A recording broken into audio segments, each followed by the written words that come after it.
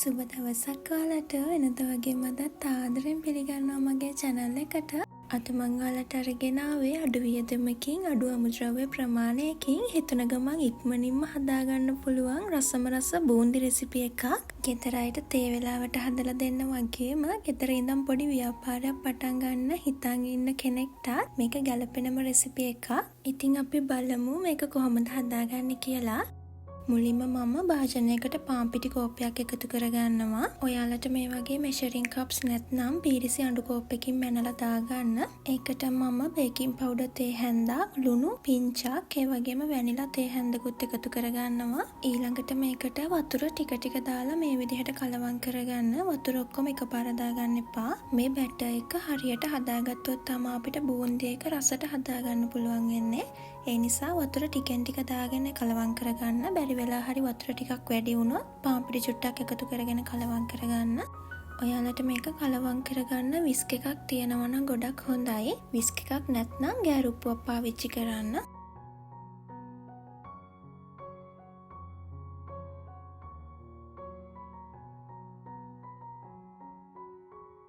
මේ වගේ පිටි කැට නැති වෙනකන් හොඳට කලවම් කරගන්න. මේ වගේ කැඩි කැඩි වැටෙන ගානට තමයි අපි මිශ්‍රණය හදා ගන්න ඕන. මේක තමයි පදම.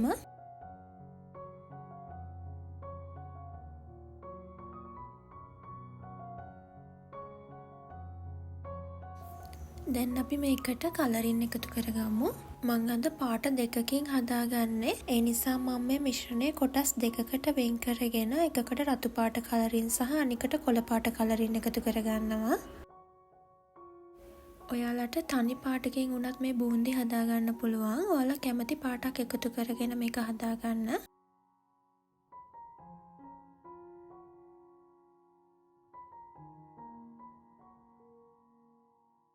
දැන් අපේ බැටර් එක හරි. මම මේක මේ විදිහට පයිපින් බෑග් දෙකකට දාගෙන පැත්තකින් තියාගන්නවා.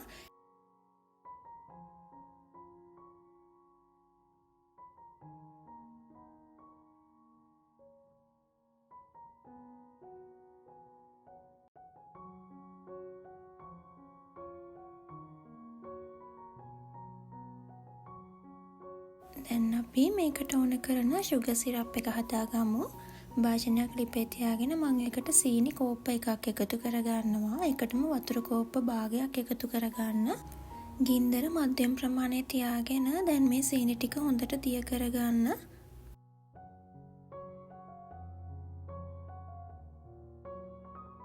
සීනි ටික දිය වුණාට පස්සේ චුට්ටක් ඇඟිලි දෙකකට අරන් බලන්න. මේ වගේ ඇඟිලි දෙකේ ඇලවෙන ගානට චුට්ටක් නූල් ඇදෙන පදමට වගේ තියෙනවා නම් පදම හරි. ගොඩක් නූල් ඇදෙන ගානට මේක හදාගන්න එපා.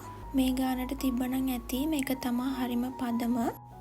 දැන් ඒකට දෙහි තේ හැන්දකුත් එකතු කරගන්න.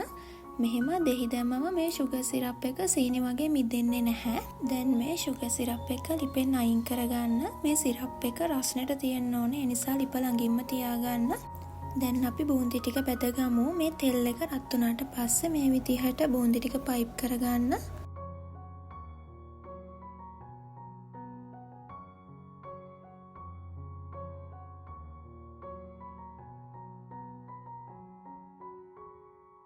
බූන්දි ටික මේ විදිහට දෙපැත්ත දාලා ක්‍රිස්පි ගතියට බෙද ගන්න. ගොඩක් වෙලා බෙද ගන්න එපා. පාට වෙනස් වෙනකම්. බෙදුන ගමන්ම මේ ටික තෙල් එකෙන් අයින් කරලා කලින් හදාගත්ත සුගර් සිරප් එකට දාගන්න. එතකොට තමයි මේක ඇතුළට හොඳට පැණි උරාගන්නේ. මේක පැණි එකෙන් හොඳට කලවම් කරලා වෙන පිඟානකට මාරු කරගන්න.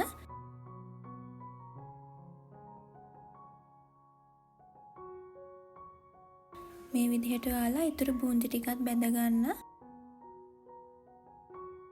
මේ තියෙන්නේ මං හදාගත්ත බූන්දි ටික. මේක හුලං වදින්නේ නැති වෙන්න හොඳට ඇසුරුම් කරලා ඔයාලට කල් තියා ගන්න පුළුවන්.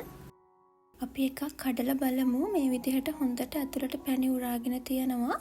ඉතින් ඔයාලත් අනිවාර්යයෙන්ම හදලා බලන්න. අඩු කාලයකින් අඩු අමුද්‍රව්‍ය ප්‍රමාණයකින් මේ වගේ ලේසියෙන්ම රසට හදාගන්න පුළුවන්. ඉතින් මං හිතනවා අද වීඩියෝ එකත් ඔයාලට ප්‍රයෝජනවත් වෙන්න ඇති කියලා. මේ වීඩියෝ එකටත් ඔයාලා කැමති නම් ලයික් කරන්න, ෂෙයා කරන්න, ඔයාලගේ අදහසත් පහලින් කමෙන්ට් කරන්න අමතක කරන්න එපා. මේ වගේ වීඩියෝ දිගටම බලන්න අපේ channel එක subscribe කරලා තියාගන්න. එහෙනම් තවත් රසවත් වීඩියෝ එකකින් ඉක්මනින්ම හමු වෙමු.